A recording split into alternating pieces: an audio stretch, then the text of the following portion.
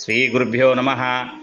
ರಾಯರು ಬೃಂದಾವನ ಪ್ರವೇಶಕ್ಕೂ ಮುನ್ನ ತಾವು ಸಶರೀರನಾಗಿ ಬೃಂದಾವನದ ಒಳಗೆ ನೆಲೆಸುತ್ತೇನೆಂದು ಭಕ್ತರಿಗೆ ಧೈರ್ಯ ತುಂಬಿದರು. ರಾಯರು ತಾವು ಮುಂದಿನ 700 ವರ್ಷಗಳ ಕಾಲ ಕಲಿಯುಗದ ಅಂತ್ಯದವರೆಗೂ ಈ ಬೃಂದಾವನದಲ್ಲಿ ನೆಲೆಸಿ ಭಕ್ತರನ್ನು ಕಾಪಾಡುವುದಾಗಿ ಆಶ್ವಾಸನೆ ನೀಡಿದರು. ಪ್ರತಿಯೊಬ್ಬರೂ ಜ್ಞಾನ ಮಾರ್ಗವನ್ನು ಅನುಸರಿಸಬೇಕು, ಭಗವಂತನಲ್ಲಿ ನಿಶ್ಚಲ ಭಕ್ತಿ ಇರಬೇಕು, ದುರಾಸೆ, ಹಠ ಮತ್ತು ಪಾಪ ಕಾರ್ಯಗಳಿಂದ ದೂರವಿರಬೇಕು. ಮನುಷ್ಯರು ತಮ್ಮ ಕರ್ತವ್ಯಗಳನ್ನು ನಿಷ್ಕಾಮ ಕರ್ಮದಂತೆ ಮಾಡಬೇಕು.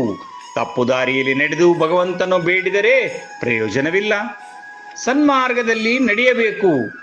ನಾನು ಇಲ್ಲೇ ಇರುತ್ತೇನೆ ಎಂಬ ಮಾತಿನಿಂದ ಭಕ್ತರಿಗೆ ಮುಂದಿನ ದಿನಗಳಲ್ಲಿ ತಮಗೆ ಆಸರೆ ಆಗುತ್ತಾರೆ ಎಂಬ ಭರವಸೆ ಮೂಡಿತು. ರಾಯರು ಬೃಂದಾವನದ ಒಳಗೆ ಜೀವಂತವಾಗಿ ಕುಳಿತು ಭಜನೆ ಪಠಿಸುತ್ತಾ ಕೊನೆಯಲ್ಲಿ ಮಂತ್ರಾಕ್ಷತೆ ನೀಡಿದ.